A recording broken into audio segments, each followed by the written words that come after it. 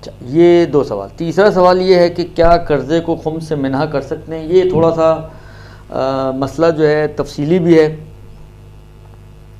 और क्या कहते हैं थोड़ा सा समझने वाला भी है। मैं कोशिश करता हूँ आपको अगर समझा पाया तो देखें किस हद तक आपका जहन मेरे साथ चलता है। देखें, हम पहले कर्ज़े को तकसीम करते हैं 2 हिस्सों में, दुरुस्त।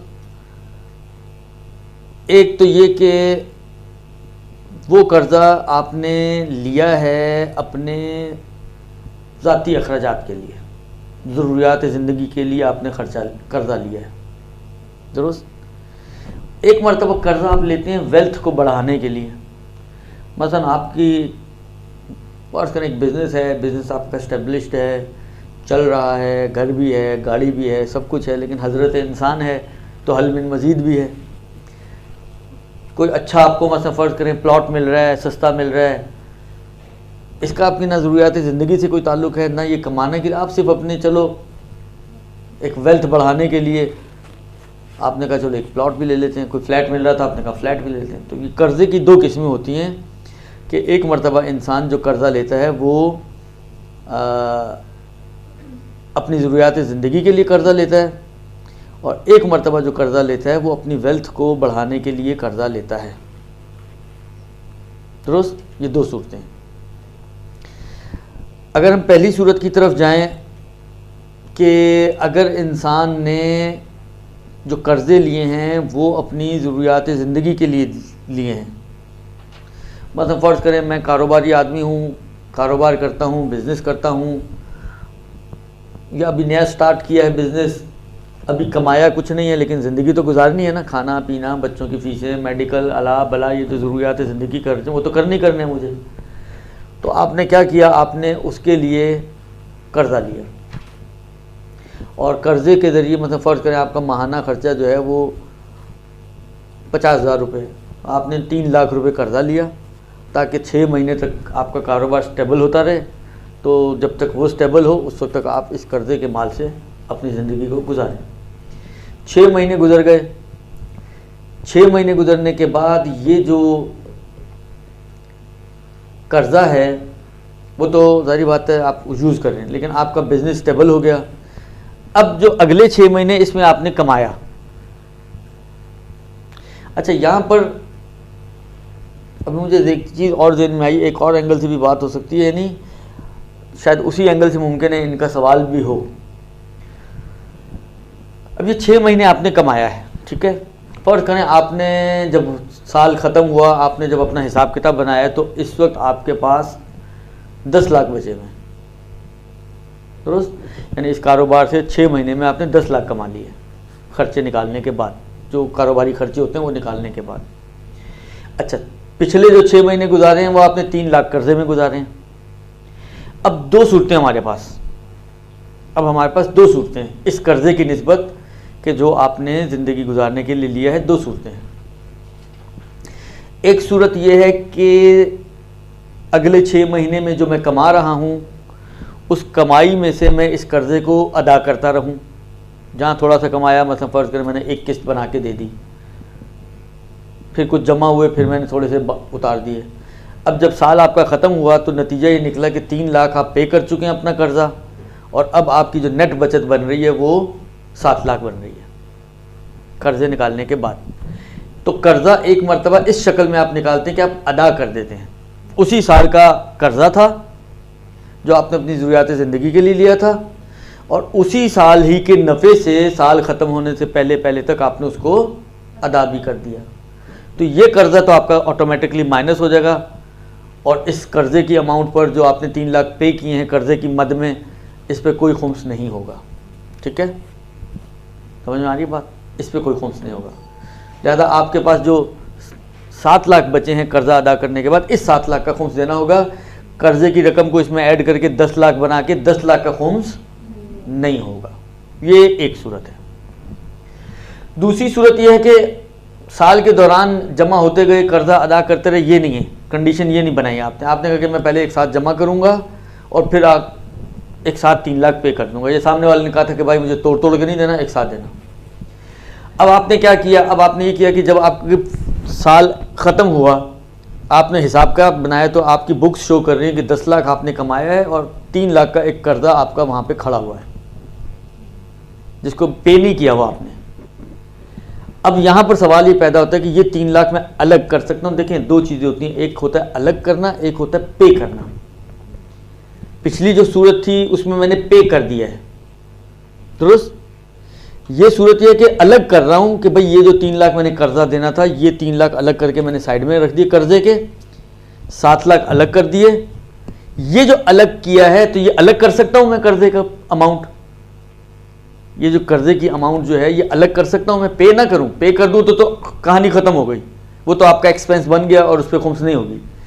लेकिन मैं पे ना करूँ और उसको साइड में रख दूँ सिर्फ, तो ये हो सकता है कि उसी साल का कर्जा हो, उसी साल के नफ़े से पे किए बगैर मैं साइड में रख दूँ और माँ बकी के ऊपर जो है खुम्स दूँ। आया ये हो सकता है?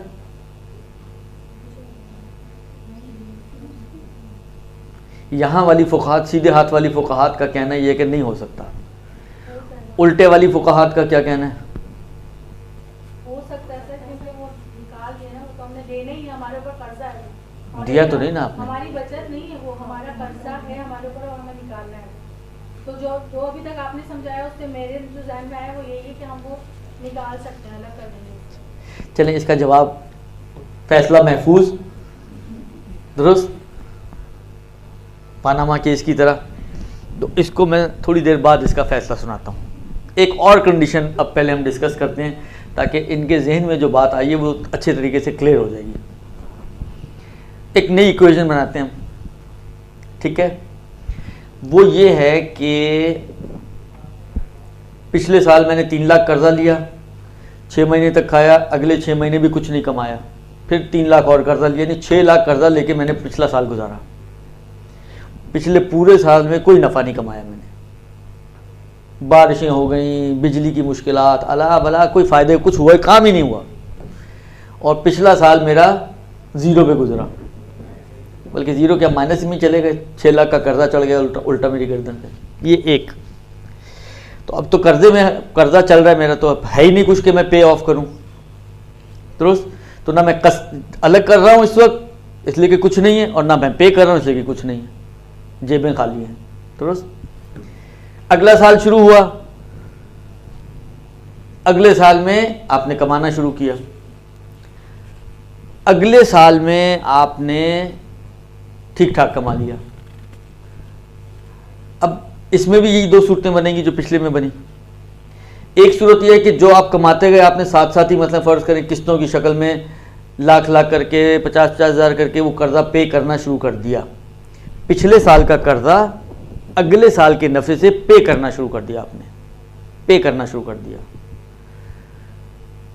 साल का जब एंड हुआ आपने देखा, मतलब फ़र्ज़ करें कर्जा भी आपका पे हो गया 6 लाख, प्लस मतलब फ़र्ज़ करें 4 लाख बच भी गए। यानी अगर इस कर्जे की अमाउंट को पे ना किया होता तो 10 लाख बच जाते आपके, लेकिन क्योंकि 10 लाख में से 6 लाख आपने पे ऑफ कर दिए तो अब 4 लाख बचे हैं आपके।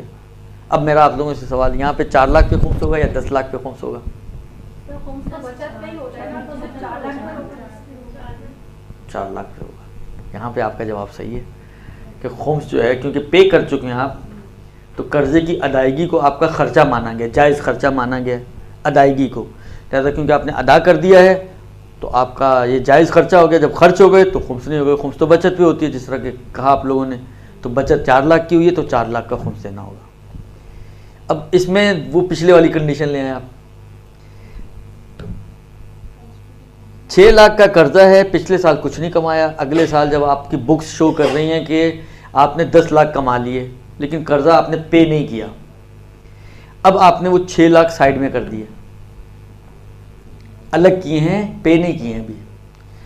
आया अब खुम्स किस पर होगा, 10 लाख पर या 6 लाख पर? जी 10 लाख पे हैं?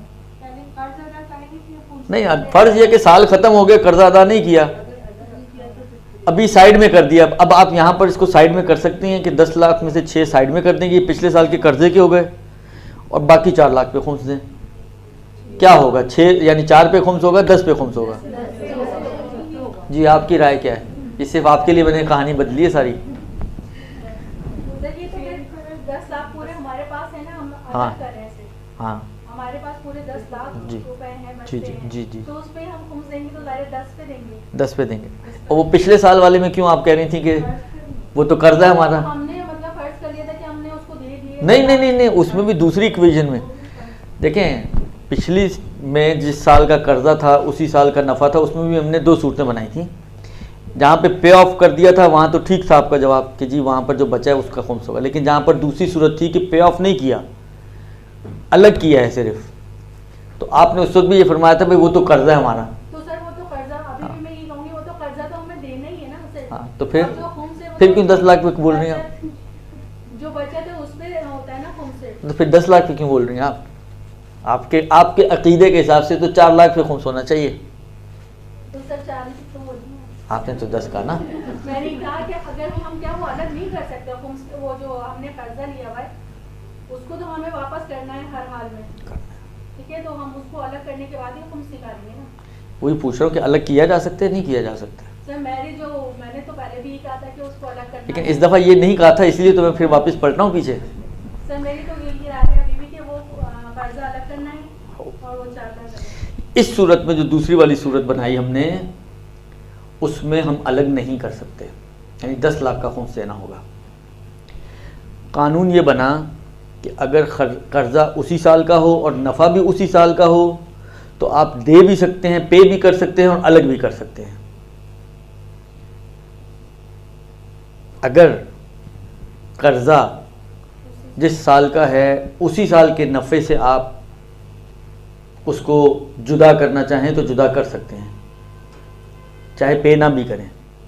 लेकिन अगर साल बदल जाएं तो पे तो कर सकते हैं लेकिन अलग नहीं कर सकते। यानी सर पहले वाले उसमें हम यानी 3 सूरतों में 4 लाख पे खुम्स होगा हमारी मिसाल में, एक सूरत में 10 लाख पे खुम्स होगा। पिछले साल का कर्जा 3 लाख, उसी साल का नफ़ा 10 लाख, उसमें से 3 लाख आप पे भी कर सकते हैं, आप 3 लाख अलग भी कर सकते हैं, तो 7 लाख का खुम्स होगा। ठीक, यानी उसके दोनों सूरतों में उसी साल का कर्जा, उसी साल का नफ़ा, उसकी जो 2 सूरतें बनेंगी कि एक सूरत पे करने वाली और एक सूरत जुदा करने वाली, दोनों सूरतों में 7 लाख का खुम्स होगा। पे भी कर सकते हैं आप और जुदा भी कर सकते हैं, लेकिन उसी साल का अगर उसी साल का कर्जा हो और उसी साल का नफ़ा हो। लेकिन अगर कर्जा और नफ़ा अलग अलग सालों का हो, कर्जा पिछले साल का है, नफ़ा अगले साल का है, तो पे तो कर सकते हैं। पे कर दिया तो वो आपका खर्चा बन जाएगा, फिर आपका जो अभी हमने मिसाल बनाई थी 4 लाख पे खुम्स होगा। लेकिन अगर पे नहीं किया आपने, सिर्फ अलग करके भी साइड में रखना चाह रहे हैं दुरुस्त, तो ये नहीं कर सकते आप। फिर उस सूरत में अगर आपने पे नहीं किया तो पूरे 10 लाख का खुम्स आपको देना होगा। लेकिन ये साल बदलने की सूरत में, साल बदलने की सूरत में कर्जा पिछले साल का, नफ़ा अगले साल का। समझ में आई कहानी? ये 4 सूरतें बन रही हैं कि जिसमें आप ये काम कर सकते हैं कि 3 सूरतों में आप पे भी कर सकते हैं और जुदा भी कर सकते हैं, और एक सूरत ऐसी है कि उसमें जुदा करने का फ़ायदा नहीं है, पे करने का फ़ायदा है। अगर साल के दौरान आपने या साल ख़त्म होने से एक दिन पहले भी जाके पे कर दिया आपने तो उस अमाउंट का खुम्स बच जाएगा। लेकिन अगर आपसे सुस्ती हुई, उधर आप चूकी, उधर खुम्स आपकी गर्दन पर आ जाएगा अगर आपने पे ना किया हो तो, जब साल और खुम्स नफ़ा अलग अलग सालों का हो। सर ये अजीब सी बात नहीं कि हम अब अजीब सी हो या ना हो, अल इल्मु इंदल्लाह, इन्ना दीन अल्लाह ला युसाबु बिल उकूल, दीन खुदा अक्लों के ज़रिए नहीं पहुँच सकते आप उसकी डेप्थ तक के क्या वजह हो सकती है और हिकमतें क्या हैं और इल्लतें क्या हैं। मैंने कहा ना, मैं अक्सर यही कहता हूँ कि भैया देखो हमारा काम ही नहीं है क्यों और क्या में पढ़ना, हम हैं मुक़ल्लिद हज़रात। अगर इतना ही शौक़ है क्यों क्या का, तो जाए मुज्तहिद बने। इज्तिहाद नाम ही क्यों और क्या का है। इज्तिहाद नाम ही क्यों और क्या का है। इज्तिहाद नाम है इस बात का कि आप अंदर गहराई में घुस के देखते हैं कि क्यों ऐसा हो रहा है, वो वहां पे आपको हर क्यों का जवाब मिलेगा, किसी रिवायत की शक्ल में, किसी अकली कानून की शक्ल में, या किसी और शक्ल में। दुरुस्त। लेकिन जब हम इज्तिहाद की तरफ तो गए नहीं, हम बन गए मुक़ल्लिद, तो मुक़ल्लिद के अंदर क्यों क्या की गुंजाइश होती नहीं है। दुरुस्त। ये हो गए जनाब 4 सूरतें जहाँ पर आपने जो खर्चे अपने अखराजात के लिए कर्ज़ा लिया हो तो उसकी क्या सूरत हाल होगी। लेकिन अगर कर्ज़ा आपने अपने अखराजात के लिए ना हो, वेल्थ बढ़ाने के लिए लिया हो, तो उसके ऊपर तो वो माइनस नहीं होता, वो कर्ज़ा होने, हाँ अदा कर दिया अगर आपने, नहीं इसकी 2 सूरतें बनेंगी। चलें इसको भी थोड़ा सा, मतलब फ़र्ज़ करें जैसे मैंने मिसाल दी ना, प्रॉपर्टी आपने कोई प्लॉट ले लिया, पैसे थे नहीं आपके पास, काम चल रहा है, बिजनेस चल रहा है, उसमें से आप अपना सिलसिले चल रहे हैं, लेकिन एक अच्छी अपॉर्चुनिटी आई, आपने कहा चलो यार पैसे नहीं थे, आपने किसी से कर्जा लिया, प्लॉट फ्लैट कुछ भी, दुकान शुकान जो भी थी वो आपने ले ली। ये जो कर्जा आपने लिया है ये आपने अखराजात के लिए नहीं लिया, आपने सिर्फ वेल्थ की तरक्की के लिए लिया है। दुरुस्त। जब साल ख़त्म होगा तो अगर तो आपने अदा नहीं किया तो इसको तो आप उसी साल का भी कर्जा हो इसको आप माइनस नहीं कर सकते।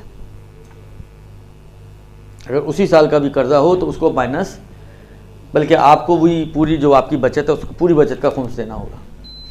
लेकिन अगर ये कर्जा आपने अदा कर दिया, दरमियान में कमाते गए अदा कर दिया आपने, आपको अंदाज़ा था मेरी इतनी कमाई है कि मैं कर्जा उतार दूंगा, या पूरा ना सही आधा जितना भी बिलाखिर आपने अदा किया है, तो कर्जे की अदायगी का नतीजा ये निकलेगा कि उसके अगेंस्ट वो जो प्रॉपर्टी आपने खरीदी है उतनी आपकी बन जाएगी।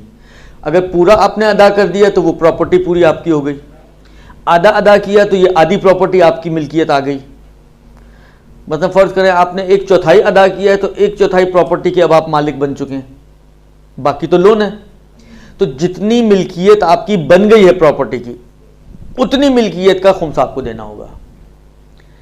वो जो पैसे आपने हाथ से दिए हैं कर्जे के तौर पे, तो उसके ऊपर तो खुम्स नहीं होगा, लेकिन उसके अगेंस्ट जितनी प्रॉपर्टी आपकी बन गई है उस प्रॉपर्टी पे खुम्स आ जाएगा, और उस प्रॉपर्टी का खुम्स आपको देना होगा। क्योंकि फ़र्ज़ ये कि ये तो बचत ही है ना, आपने इसको ज़िंदगी के लिए तो इस्तेमाल नहीं, तो आपने पैसा बढ़ाने के लिए आपने कहा कि आज लिए, मतलब फ़र्ज़ करें 25 लाख का लिए, ये कल जो है 5 साल बाद, 10 साल बाद, 2 साल बाद, 4 साल बाद, जैसा इलाका होता है, ये जो है 25 का 50 में बिक जाएगा। तो इसके ऊपर आपको फिर खुम्स देना होगा। समझ में आई कहानी? अगर नहीं आई समझ में, अगर जो है आपने पे कर दिया तो पेमेंट की सूरत में जो आपने पे किया है आपकी जेब से जो चला गया वो तो गया, उस पर खुम्स नहीं होगा। लेकिन उसके अगेंस्ट जो प्रॉपर्टी आपकी बनी है, हम एक छोटी सी सिंपल सी मिसाल बनाएं ताकि और क्लियरली आपके लिए मसला, फ़र्ज़ करें 10 लाख का आपने कोई प्लॉट लिया था और 10 लाख आपने कमाकर वो 10 लाख पे ऑफ कर दिए उसी साल के दौरान। तो ये जो 10 लाख आपने पे ऑफ कर दिए, मैंने कहा ना कर्जे की अदायगी को आपका खर्चा मानेंगे, तो इस 10 लाख पे तो खुम्स नहीं है। लेकिन इस 10 लाख के अगेंस्ट जो प्रॉपर्टी हमने ली है उस प्रॉपर्टी पे खुम्स होगा, और वो भी उसकी मार्केट वैल्यू के हिसाब से। फ़र्ज़ करें जब आपने लिया था वो 10 का था, वो 12 का हो गया, तो खुम्स 12 लाख पर होगा। दुरुस्त। ये उस सूरत में कि जब आपने कर्जा अपने अखराजात के लिए ना लिया हो बल्कि अपनी वेल्थ को बढ़ाने के लिए लिया हो, तो ये उसकी सूरत हाल हो जाएगी। घर बनाने के लिए है तो ये ज़रूरत ज़िंदगी में बिल्कुल। अगर घर देखें, घर ये आखिर ये तय करना ज़रा मुश्किल है बहरहाल, लेकिन है तो सही कि एक सवाल तो है कि आया घर वाकई इंसान की ज़रूरत है। अगर घर आपकी ज़रूरत बनती हो,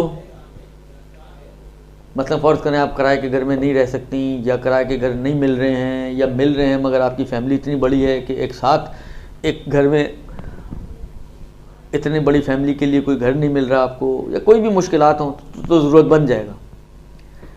तो अगर घर आपकी ज़रूरत ज़िंदगी बन रहा हो, तो अगर आपने कमाई के साथ साथ दौरान कमाई मतलब कर्जा लेके घर ले लिया, तो ये ज़रूरियात ज़िंदगी का कर्जा हो जाएगा। तो इसके ऊपर वही अहकाम जारी होंगे जो ज़रूरियात ज़िंदगी के हैं, जो पहले वाली सूरत में हमने बयान किए हैं। दुरुस्त।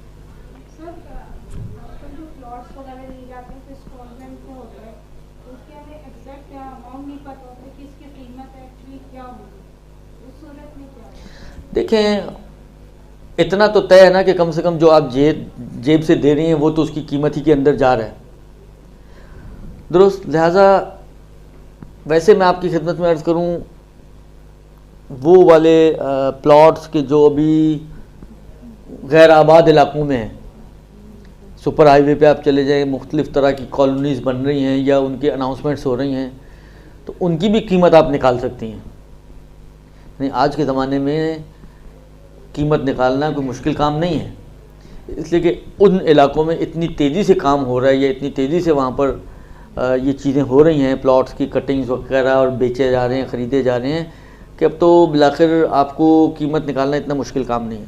तो पहले तो आपको कोशिश करनी है कि कीमत उसकी एक्चुअल निकल आए और उसके हिसाब से फिर उसकी खुम्स वगैरह को मुअय्यन करें। एक मिनट, दुरुस्त।